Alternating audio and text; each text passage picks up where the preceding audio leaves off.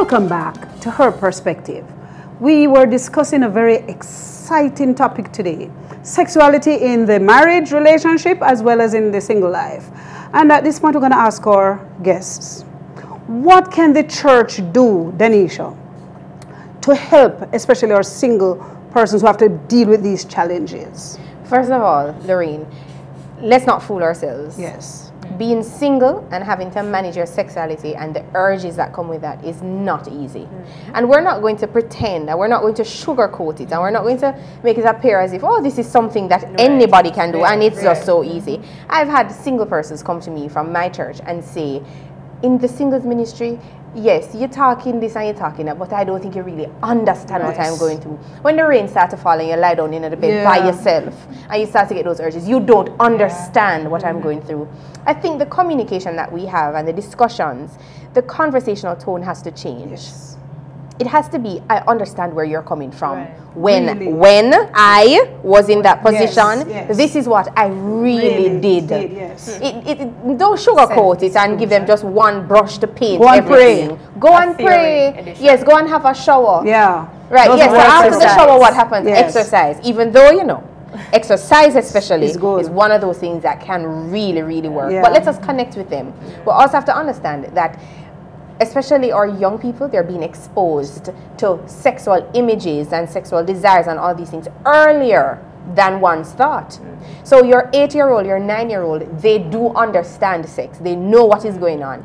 And so we have to contextualize it for them. We have to give them the information that helps them to make deliberate choices. Yes. I believe that to attack this problem and to deal with the problem of a singleness, young people, older people dealing with this thing, it's about education and information. It's about helping them to understand that at the core they belong to God. Yes. Regardless of everything else, they belong to God, and the choices that you make must be the choices for Him. Yes. And when you put yourself under His wing, He will help you to make those choices, but you're going to be smart about it. Our children are getting information, or young people, they're getting information.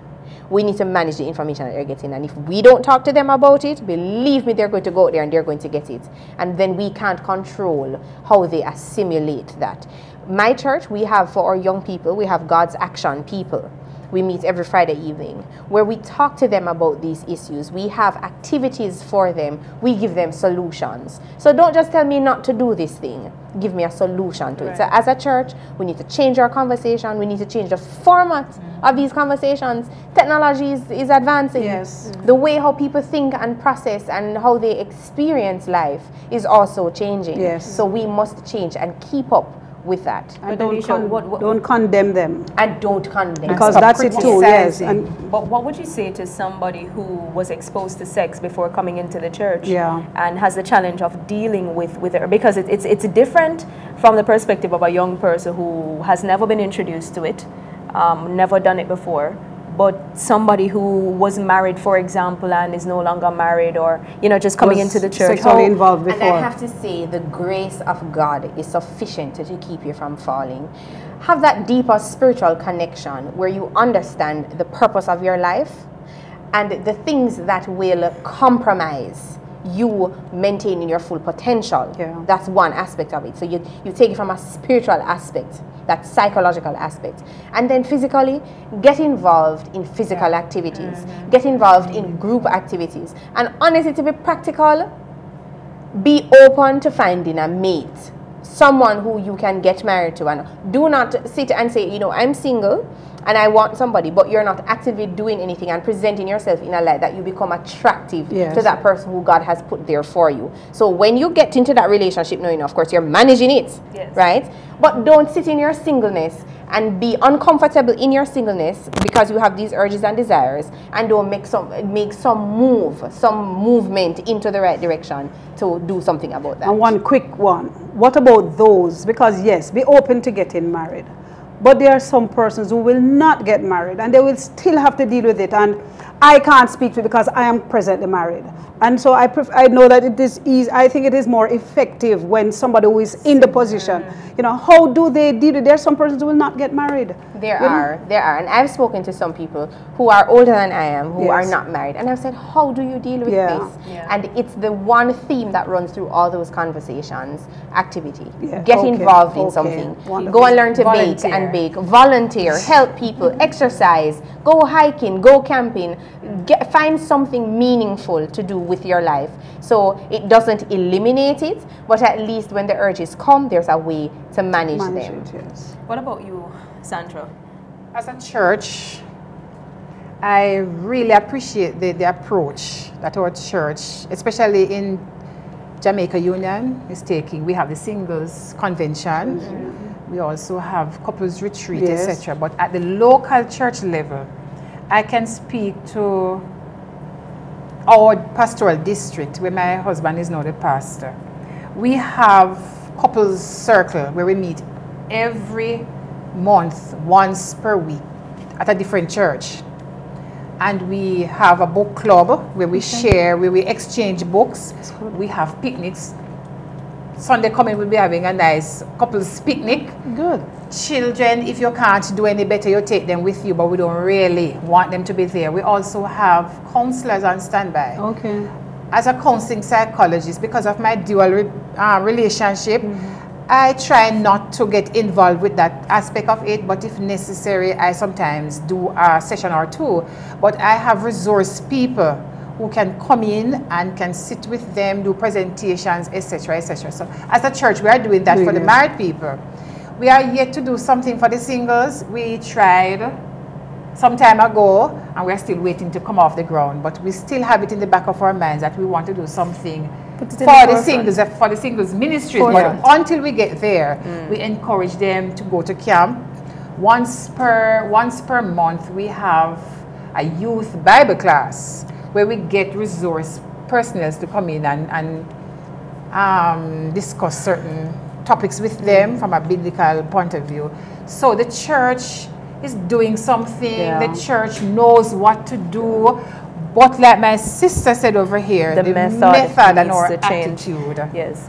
But you know, remember, that we have different classifications of single people. So while I hear you talking about what could be done for the youth, which is all good, we have the divorced, we have the elder, we have the widowed person. So we have to look at means that you see, we have to look at the church as our little community, where you have the different types of people, and so the methods that we use will be dependent on the group that you're speaking to. So there is an older person who is single and has these urges, but they may also have other mitigating circumstances, right? Maybe they're lonely. And so these urges become more apparent as they think of not having anyone around them and all of these things. Now, what do? We need to engage them in other aspects of the church, keep them active, keep them busy. But just before we move on to another point, there is something that I must say. As a single person, regardless of the age, status, whatever, as you look at yourself and your sexual urges, don't be desperate. Do not take on an air of desperation. Yes, it's a facet of your life, but it's not the only facet. And it may not even be the most important facet. Work on those other areas of yourself and recognize that, okay, so this one, maybe I have a 10% here, but there's somewhere else where I have a 90%. Let me work on that. Let me focus on that 90% area. Maybe it may be your work. It may be your education. It may be, like for me, I have children. Focus those energies that you'd want to focus on another person. Focus it on your children. Focus it on your family. Sometimes we get so wrapped up and tied up in the idea that we must be with someone that we don't remember to live our lives for ourselves also. So that is one way, I think, of coping with these urges. Thank you so much, Denisha, and thank you, We need to hear sound advice from Sandra, because Denisha gave hers a while ago. Yes, Sandra. As I look at the whole context of sex, yes, as married people, we have the license, so to speak, but we're not going to be driving on all the streets. Right. We're not going to be driving just about any and anything.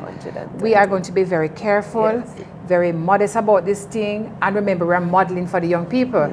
Also, just a word for the married women. if you continue to close your pretty supermarket, then your husband will always find a little corner shop with cheap, inferior items. So be careful how you close the supermarket. You may want to be operating at 24/7. It's a flea market. Oh my goodness. Ladies, thank you so much. And that's how we're going to close this week. It has been a very exciting day. And I'm hoping that you enjoyed joining us today as we had our program. So thank you to our viewers who stopped by.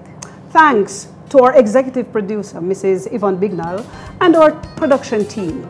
And I invite you to join us next time for Her Perspective, where we'll explore another very interesting issue that affects women in Jamaica. Remember, if there is an issue that you'd like us to discuss on this program, please feel free to email us, visit our Facebook page as well. And I'm Adise Jonas. And I'm Lorraine Vernal, wishing you a wonderful day. But remember, you must join us next week for Her Perspective.